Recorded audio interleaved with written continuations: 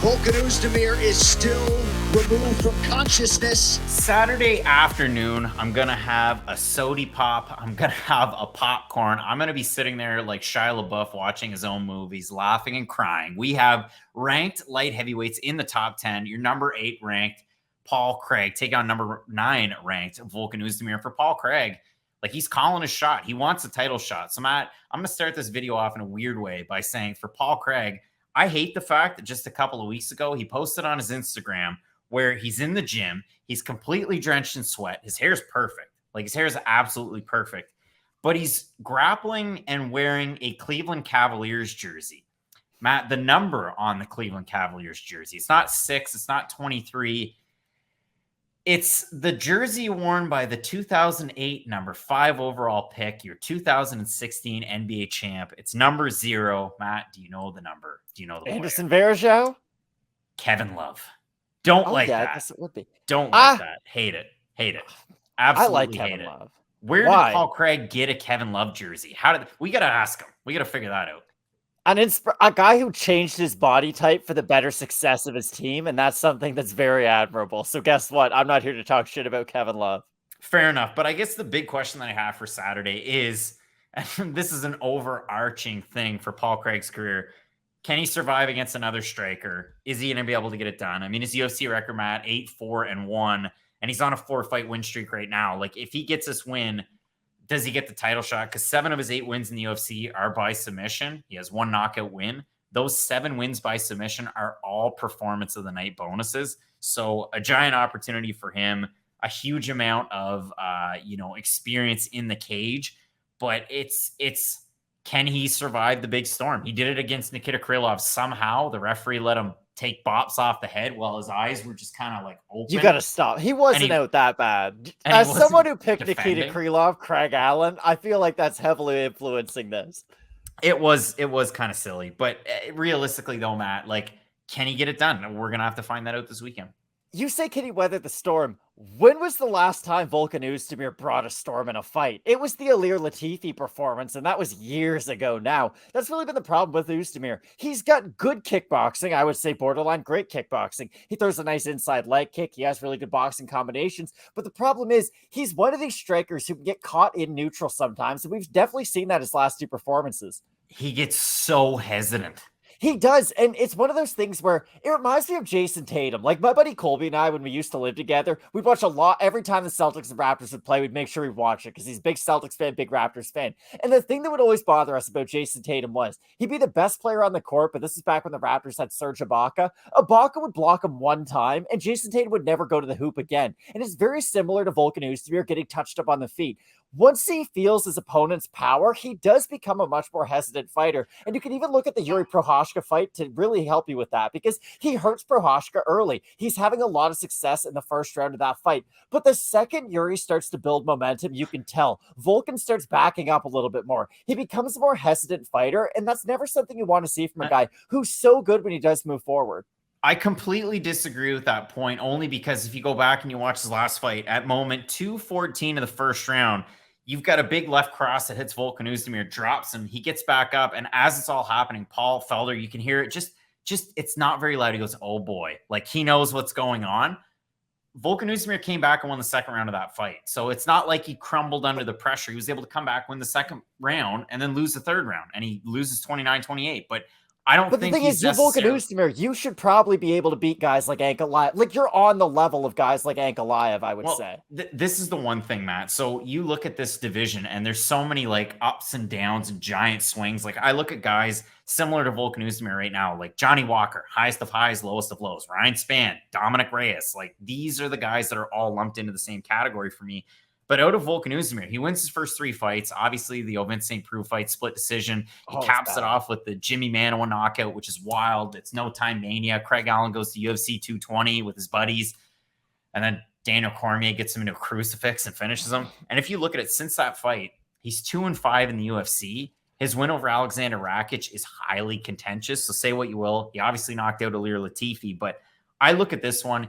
He's training at All-Stars. He's had prior camps at All-Stars. He's there with a guy in Alexander Gustafsson that looks physically very, very good. Not like a bag of milk, like his picture that you're going to see coming up later is his heavyweight turn at 240. But I look at this one, Matt. Volkan Oezdemir has very good takedown defense. That's been a key. Now, again, I said before we came on, I went back and I watched some of his fights. His fight against Kelly Knudsen with Bellator. Kelly was a former Bellator title challenger. He took on Liam McGarry. He was on The Ultimate Fighter season 19. He was a wrestler, and he used like body lock takedowns and some really interesting takedowns to get Volkan to the mat. He was able to really stifle his game, his striking, and he ended up submitting him. But realistically, Matt, I mean, this is one of those fights that like it's really, really tough to see what we're going to get out of Volkan Oezdemir. It's tough to project the guy that I know could knock out Paul Craig, but at the same time, Paul Craig's there to get hit a lot of the time. And this is the thing about Volkan Oezdemir. You bring up that loss to Kelly Knudsen.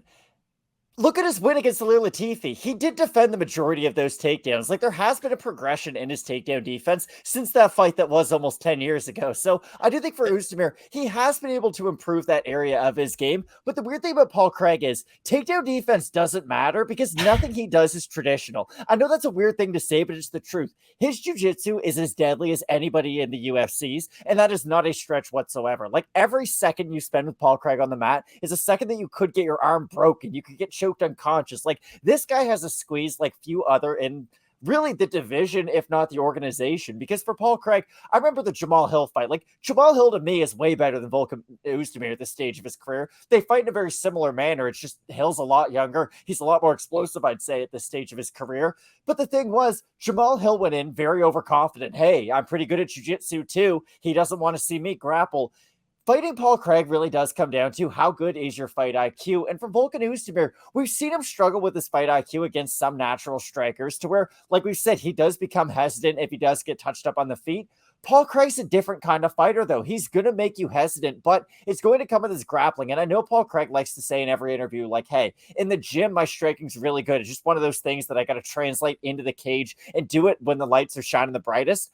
I just don't know if Paul Craig can strike with Volkan Oezdemir in this matchup. The problem is, though, is this version of Volkan Oezdemir that dangerous? It's like what I said about Marc Diakiese there a couple videos ago. Like, Diakiese's a good striker, but if you're being honest with yourself, when was the last time he really hurt somebody on the feet? It's been a little while. For Volkan Oezdemir, he hasn't looked as dangerous in recent memory. Like, no time is starting to fade. Damian Lillard can still touch his wrist because he has crazy shot after crazy shot. You can't go by no time if you no longer knock people out in the first round. And we haven't seen Oezdemir do that in a convincing amount of time. The odds surprised me in this one, Matt, because Paul Craig opened a plus 170. He's plus 140 right now. As we were doing this video, I went back to double check that wasn't Volkan Oezdemir. Oezdemir open minus 200, minus 170. If we have a look at the Tapology votes, Matt, it is a surprise to me, as it is to you, as it is to all of us. Paul Craig, your number 8 ranked light heavyweight. Oezdemir at number 9. I'm going to say over under 65% Paul Craig, even though he's the underdog. I think he's got the fan support over there. I'll say under. I'm going to say under. Oh my, 1,223 total votes, 76% Paul Craig, 82% by submission for the 24% that of Volkan Oezdemir, 78% by knockout. I'm going to say this for the fans out there. Fight Night Picks was there for the fight, but go back and watch UFC Moncton. Go back and watch Anthony Smith when he was taking on Volkan Oezdemir. Anthony Smith submits Volkan Oezdemir. Was it because his takedown and his jiu-jitsu were lights out as I struggled to get that out of there? No, he peppered him up against the cage with a ton of strikes. He really poured the pressure on, hurt Volkan Oezdemir, gets him down to the mat, and then he's able to use his Brazilian jiu-jitsu black belt. Anthony Smith is a very, very special fighter because does he have the best chin? Does he accept pressure all that well? Maybe not necessarily, but complete package? Anthony Smith's a complete package. He could have been your light heavyweight champ if he accepted an illegal knee disqualification. So be that as it may, Anthony Smith poured the pressure on a lot of different ways. Paul Craig doesn't strike like Anthony Smith. Paul Craig is not that guy. But is Volkan Oezdemir that guy? That's why I do struggle with this one. It is a tough one to call. It really is. I understand Volkan Oezdemir is the favorite, but I got to be honest. I think he gets mopped in this fight. I don't often speak in those terms, but when are we going to stop doubting Paul Craig? Because here's the thing. I picked Nikita Krylov in our prediction video. for his fight. And then on question mark kicks, I know what I said. I said, hey, this guy's on a 3-fight win streak. He's looked great in all these fights. Like at a certain point, you have to take this stuff seriously. Like he doesn't get all these submission wins because he's bad at the sport of MMA. It's the complete opposite. Like Paul Craig is one of the best grapplers in this sport. And I do think it's just a matter of if he can take down Volkan Oezdemir one time, if he can pull guard one time, just make Oezdemir feel uncomfortable enough to where Oezdemir's not throwing everything in all of his shots, because Oezdemir is kind of a single strike thrower. He will set up his big power shots. And I do think that if he sets up that big power shot and misses off of it, it's going to leave him off balance and available to get taken down by a guy like Paul Craig. And I do think Craig's jiu-jitsu and his ground and pound is great too. That's the other thing about Craig. You know, he doesn't really get the credit for it because his submissions are so good, but I do feel like that's worth bringing up. It's not just the Shogun Hua fight where he made him quit, but still, Paul Craig gets work done when he's on top, be it either passing your guard, going for a submission, getting good groundwork done. Like, he really is the total package with his grappling, and I do think this is going to be the fight that helps him break through, because beating Jamal Hill's a good win over a prospect, but Jamal Hill, especially at that time, was still unproven. Shogun was over the hill. Nikita Krylov, you never know what version of him you're going to get. If you go out there and beat Volkan Oezdemir, I know he doesn't always look great against elite levels of competition, but he rarely just gets destroyed by them either. So I do think this is going to be a fun fight, but I don't know how Paul Craig loses this one. I see people out there in the comment section for our co-main event, Jack Hermanson, Chris Curtis, and I should say for our main event, Curtis Blaydes and Tom Aspinall. I don't want to pick on anybody, but I did see somebody say out there, well, Tom Aspinall has 100% takedown defense. Tom Aspinall's defended 2 takedowns in the UFC. Never against a guy like Curtis Blaydes. They were both against Sergey Spivak, and it was a good grappler, but still. Volkan Oezdemir has 80% takedown defense against good grapplers, and he's against them. Like, that's 6 of 30 that have landed against Volkan Oezdemir. And Dominic, gee whiz. There's Dominic Cruz DC, and there's Daniel Cormier DC. Daniel Cormier was able to get 2 of those. If Dominic Cruz was getting takedowns on Volkan Oezdemir, like, we're on Mars. That's how that one works. But when I do look at it, good enough takedown defense. Can he keep the fight standing? Can he implement his leg kick? Can he get his boxing going? I think this fight's going to go longer than people anticipate. And for that reason, I think Volkan Oezdemir is going to be able to get the win. And I hate to say it, and I hate to go against Paul Craig. It seems like that's Have you ever picked Paul Craig? Yeah.